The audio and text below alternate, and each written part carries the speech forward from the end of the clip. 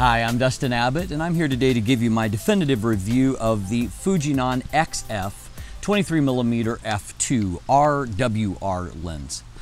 And so I recognize that this is not a new lens anymore, but because I'm a little bit late to the Fuji party, I've been working through their back catalog, trying to get myself familiar with their various offerings, and so that I can be informed with both my ongoing reviews to reference older lenses, but also in giving recommendations to people that ask along the way. What also tends to happen sometimes with some of these older lenses is there really aren't a lot of the kind of reviews that I do, kind of long format, highly detailed reviews. And so it also gives an opportunity for people that are still shopping for lenses like this to get a sense of whether or not it's the lens for them. In many ways, after having spent time with a number now of the pro-grade zoom lenses, of some of the higher end lenses and more expensive lenses, I really feel like the kind of sweet spot for the Fuji system is really in the primes like this and others like them that are compact, not cheap. This lens retails for $449, and so it's really not an inexpensive lens, but it's a reasonably priced, based on quality lens for the system. And much like the 35mm f2 that I've also spent time with, I think that it offers kind of a sweet spot of portability and bang for your buck in terms of being able to have a lightweight system that still produces really nice image quality. Now, if you want a less detailed, more overview type standard review, you can check out my standard review, which will be coming at the end of the week. Today, however, we're going to look at everything in detail, breaking down the build, the handling, the autofocus, the image quality, all of that. And if that's what you want, then you're in the right place. We're going to start by jumping in and taking a look at the build and handling and what you have got here. So taking a quick look on one of the smaller bodies like the XT200, you can see that to me this really does represent kind of a sweet spot in that you can get great image quality out of this combination, but it's very small, compact, and lightweight. And so somewhat tempting in that regard. So taking a look at the lens itself, taking a look up front, we can see we've got a very small and I will say somewhat unusual 43mm front filter size. So that is a little bit of a limiting principle. You probably don't have many 43mm filters in your bag. You're probably gonna have to buy specifically for that. We also see that the kind of the big claim to fame here, you've got R and WR, and so R represents the fact that there is an aperture ring, and in Fuji style it does give you that hybrid approach to where you can either choose A and go automatic, let the camera control it, or control from within the camera, or you can elect to use the aperture ring itself, and you do have 1/3 stop detents throughout the range. This is my preference for it, but of course you do get the best of both worlds. You could use either option. The WR represents the fact that the lens is weather sealed. We have a very nice and thick gasket here at the lens mount, and then as you can see from this diagram, we also have a lot of internal seals, producing kind of a really well sealed lens throughout. This lens falls into the category that's, it's kind of an odd one for Fuji lenses, odd at least in my experience, in that often it is the smaller maximum aperture, less expensive lenses like this one compared to the 23mm f1.4. It's the smaller aperture ones that actually have the weather sealing, and and then the more expensive lens does not, which frankly kind of doesn't make a lot of sense. In terms of your basic specifications, we have a nicely compact lens that is 60mm in diameter. It is only 51.9mm in overall length. It weighs in at 180mm, and you can focus down to 22 centimeters, and there you have a really quite pedestrian for a 35mm equivalent type lens, just 0.13 times magnification.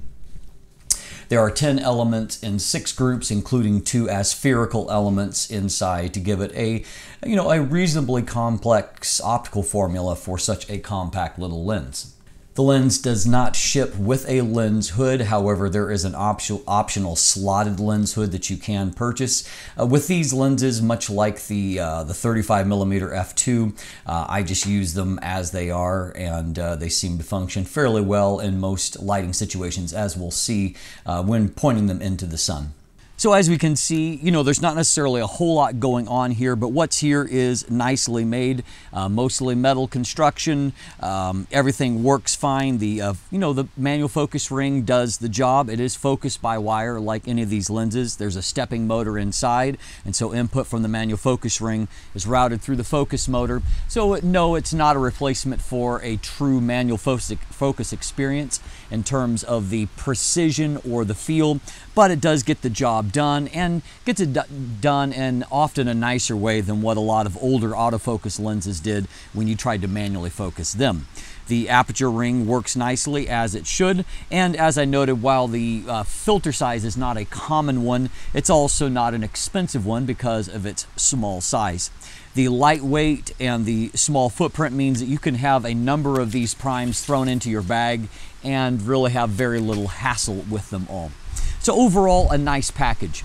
As I noted, there is a stepping motor here, and what I found is that for the most part, our focus speed is nice and snappy. There can be a little bit of settling, at least on this particular body. The focus system isn't quite as advanced as what it is on like the XT3 or 4, but at the same time, autofocus is generally quite good. I found that IEF worked fairly well. I don't find that any of Fuji's lenses are quite as sophisticated, or the whole Fuji system is as sophisticated as either Canon or Sony in this regard, but I did find that it autofocused fine.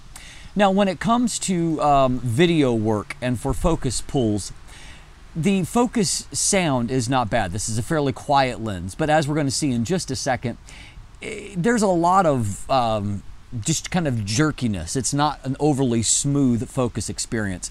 Let's take a look at that, and so you can draw your own conclusions.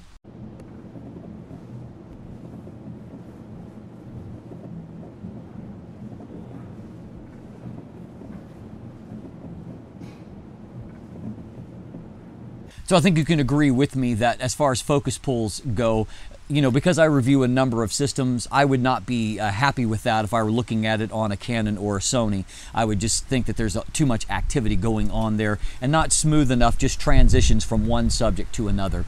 So, I mean, unfortunately, that's more par for the course than otherwise when it comes to Fuji lenses, but it's not the best that I've seen in that regard. Overall, however, I mean, focus gets the job done. I do find that because the minimum focus distance isn't fantastic, that there are moments to where I feel like I should be able to focus closer than what I can, and then other situations where even if I am within focus range, that sometimes it's a little bit hesitant to focus on a foreground subject, and can hesitate a little bit to lock focus in some situations. I did have one other situation where it was a little bit higher contrast. Now, the end-looking image is really beautiful, as you can see here, but I had to do some coaxing because it would kind of pull some and then lock focus with basically everything out of focus. And so a few focusing quirks there along the way, and so I don't give it perfect marks for its autofocus performance. So let's jump in now and let's take a look at the overall image quality, and so that you can get some feedback on that. Let's take a look. So we'll start off by taking a look at our distortion and vignette. And so here you can see a uncorrected image, and then you can see the corrected on the side. Now, of course, as a first-party lens, it does have opportunity to receive robust corrections typically. But what we can see here is that there isn't a large amount of pincushion distortion. What we can also see is it's not an altogether linear type distortion. And so as you can see on the right, I've manually corrected, but it's not perfect, for that simple reason that it's not entirely linear.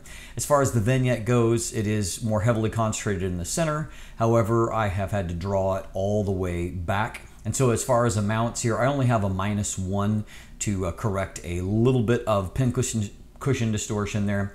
And then I have about a 41 value, and then I've pulled the midpoint all the way back to help to give us a more even illumination. And so nothing too shabby here, but I did want to show you the distortion and what it took to correct for it. So if we take a look at our overall sharpness here, I'll look at it first at just a pixel level so you can see. So overall, center looks fairly good. You can see there's a little bit of haze there, a little bit of lost contrast. Midpoint looks quite good, contrast looking pretty good. And down into the corner, we have a fairly decent performance with just a little bit of loss of contrast along the way. Overall, however, this is a fairly sharp lens. Now, for a little bit of context, I have got a lens that is available on Fuji, although I reviewed it on a Sony E-mount and a little bit lower resolution than the 24 megapixel, the XT200 that I'm doing the review on. And so here it's on the APS-C mode of an A7R III, which is only 18 megapixels. So you'll see a little bit of difference in magnification. However, it's enough to give us a bit of an apples to apples comparison. So we can see in the center of the frame, neither lens is exceptionally high contrast. However, it's definitely, the Fuji lens is a little bit stronger, although we are comparing f2 to f1.4 at the moment. In the mid frame, we can see that the lenses are maybe more similar than different. Both of them are doing quite a good job, but you know, contrast is not off the charts. And if we look down into the corner, I would say I definitely give the edge to the Fuji lens, just a little bit more definition. Textures are a little less muddy than what they are on the Viltrox. Now, if we redo that comparison, apples to apples, f2 to f2, you can see the Viltrox has bumped up contrast a bit, and so it's a little bit stronger in the center of the frame. At the mid frame, contrast is better and it has a little bit higher resolution. Down into the corners, however, while the Viltrox is definitely looking better, I would say that the Fuji is a little bit better in the corner.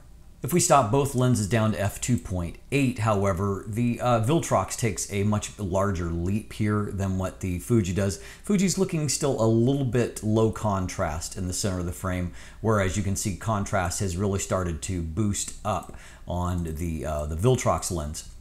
That's true also here mid-frame, where the Viltrox is looking quite excellent. Down in the corner, I still think that there's maybe a little bit more overall definition on the Fuji in the corner. However, the Viltrox is giving a brighter image, obviously. If we stop on down to f4 on the right side, we can see that we've gained a lot of contrast here. Image quality looking very good here, center of the frame, looking also very excellent in the middle of the frame with good contrast, good resolution.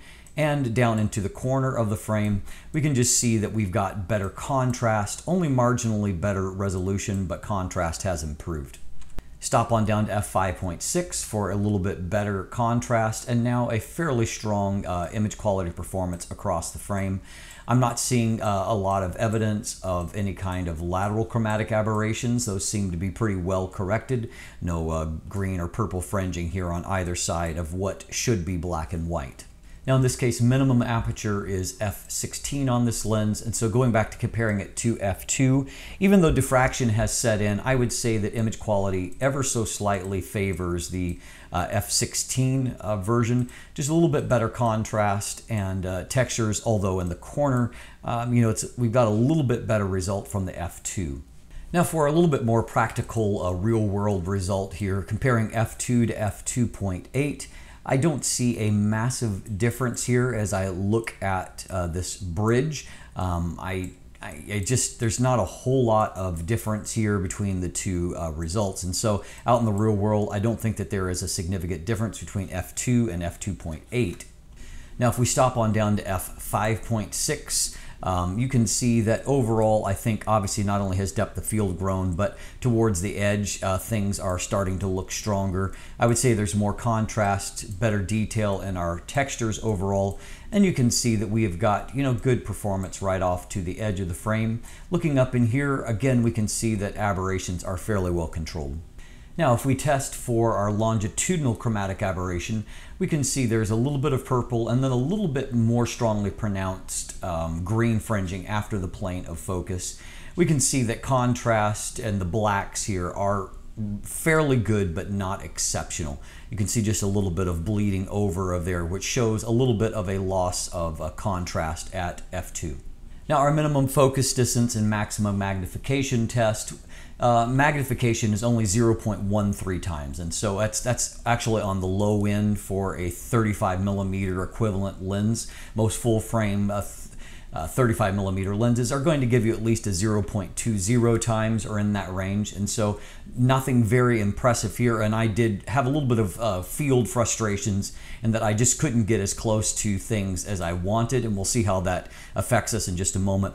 We can also see that at minimum focus that contrast is not all that impressive. Resolution's not bad at the center of the frame, but contrast is low. Now, in many ways, I think that lenses like this are really the sweet spot for the Fuji system. When you stop down, for like out hiking, as I've used here, that's a really nicely detailed, beautiful colored image. And of course, as we get into this season, it's a good time of year to get great color. But you can see that's an image that I am very proud of in terms of the overall detail. And of course, this is a small, inexpensive light combination. Now here's an image here where I've played with the color a little bit, as you can tell, kind of boosted up the autumn. We're still early on. At the same time, however, we're looking more at the detail across the frame, and here at f5.6, we've got a really nice amount of detail, and obviously an image that would look good even hanging on a wall. Here's another real-world image that I'm partial to, and so we can see good detail draw into the distance towards infinity here. Colors are very nice. Overall, a great performance. Here's another on a misty morning, and even at f2.8, I've got, to kind of help with the light. I've got nice detail, on my subject and no real breakdown anywhere. And so once again, real-world performance is, I like this lens. Here's a few others that just kind of show off a subtle amount of color and detail, and so these are images that look good globally, but also hold up at a pixel level if you're a pixel peeper. Good color on this image here. Just another really nice performance. And here in this, kind of high contrast zone, it's handled that fairly well without any kind of, lateral chromatic aberrations. And so overall, a nice look there. Here's one final landscape image, and again, same kind of qualities that we've seen. Looks good globally, holds up at a detail level. Now, in some of these kind of images, I was less impressed. First of all, I found that the AF system, of course the XT200 is not top tier, but I just found that with that particular camera, I did struggle a little bit to nail focus with it in some situations. We can see this is reasonably well focused, but it's just not great contrast at a closer focus distance and nearer to minimum focus. We can also see that the bokeh here, to me, looks a little bit on the busy side. There's not a lot of great subject isolation. I found that in other situations as well, and so here it's a little bit further away, and so detail is a little bit better, but not fantastic. You can see that there's a little bit of low contrast on the subject. And if we look particularly in the transition zone, I just find the bokeh signature to be a little bit busy for my taste. There is a little bit of fringing around some bokeh circles, and so not a brilliant performance there. Now in this situation, I found the contrast a little bit better, and I was more looking at flare resistance here, and so here I think that's handled fairly well. Here, stop down a little bit. There are some various artifacts that are showing up. We can see a little bit of the blade count there, and you can see the sunburst is a little bit busy, not really defined blade. So, I mean, it's okay, but not exceptional. But definitely a few, stray bits of ghosting artifacts. And this image here, we can see, again, there are a few blobs here and there that are showing up. Not too bad. And we can see that it's handled the backlighting here fairly well. A little bit of fringing along there, but nothing that's really destructive to the image itself. Here's another portrait shot at f2, less harsh lighting conditions. And so overall, I think that the image looks okay, not exceptional. You can see that the contrast is not brilliant. Now, in some cases, some of you may prefer to not have every, kind of every pore showing. And so this may actually suit your taste. I think the image globally looks quite nice, fairly good dimensionality, but I'm not blown away with it at a pixel level. Now, the low level of magnification and then, not a particularly diffused background, it does influence the bokeh a bit here. And so we can see, looking on the left side, subject actually looks pretty good here, and looking into the bokeh, it's all right. It's not exceptional. Now, in this case, looking at our subject, you can see contrast. Again, it's not mind-blowing. Foreground bokeh doesn't look too bad. It's just not highly out of focus. And so to me, that's the limitation of the lens. For this type of shot, it's not going to compete with, you know, something that has an f1.4 aperture.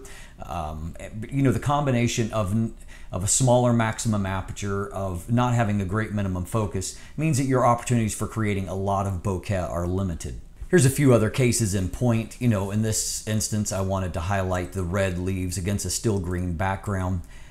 Looking at them on the detail of the leaves, contrast is not exceptional, and so it's only an okay performance. But you can see I wasn't even trying to get as close as I could. I couldn't really create a soft background. And so this is more a lens that is suited for shooting, in my mind, at smaller apertures, less at trying to get a lot of bokeh out of it. Here we have, because the background is so deep and far away, it's a little bit better, but you can see also it's just a little bit jittery at places. And so I'm not particularly impressed with the bokeh quality. So overall, I mean, you know, I think there's good image quality there. It's not exceptional at wide apertures. And as I noted, I don't think that the bokeh quality is anything special from the lens. You don't have a lot of situations due to, you know, a low maximum magnification and, you know, not a particularly wide, you know, either aperture and a fairly wide focal length, that you don't have a lot of situations to create, you know, extremely out of focus backgrounds. And I don't find that the bokeh quality is particularly smooth either. And so, but what I do really love the lens for, and where I suspect it's going to be best suited, is those of you that like to do street photography, something that's discreet. It produces nice looking images. And if you want just a good quality lens and you don't mind stopping down a little bit, you know, like for a walk around for landscapes or city, you know, architecture, you can get some really beautifully detailed, very nicely colored images at, you know, f4, f5.6, f8, at those type aperture values. And so that to me is where the real strength of the lens is. And of course it gets the job done for portraits as well. You know, again, there are better portrait lenses because of having better bokeh quality and the ability to have a little more subject separation. But if that's not a priority for you and just having nice looking good skin tones, you know, that Fuji color, then I think that that can serve a nice purpose for that as well. This is essentially a 35mm full frame equivalent lens in terms of the focal length, 23mm. You know, basically translates to 35mm on a full frame, 1.5 times crop factor on this Fuji body. And so, you know, to me, I love the 35mm angle of view. I just find it a really, really flexible, really useful angle of view. And so I think that this is a lens that if you're looking for a small light kit, this has a lot of value and is well worth your consideration. It's not cheap at $449 US, but it's roughly half the price of the 23mm f1.4 version. If you're looking for a bargain and you want the f1.4, you might want to consider the Viltrox AF 23mm f1.4. As we saw in the comparison, it's quite a competitive lens optically, has similar type autofocus performance, and of course has a price point that even undercuts this lens by a bit. And so that's another option there. But if you like the reliability and the, you know, in-camera corrections for a first-party lens, I think that this is well worth your consideration. I'm Dustin Abbott. If you look in the description down below, I do have linkage to an image gallery so you can look at more photos there. There's also buying links if you'd like to purchase one for yourself. And beyond that, links to follow me on social media, to become a patron, or to sign up for my newsletter. And if you haven't already, please click that subscribe button right here on YouTube. Thanks for watching. Have a great day.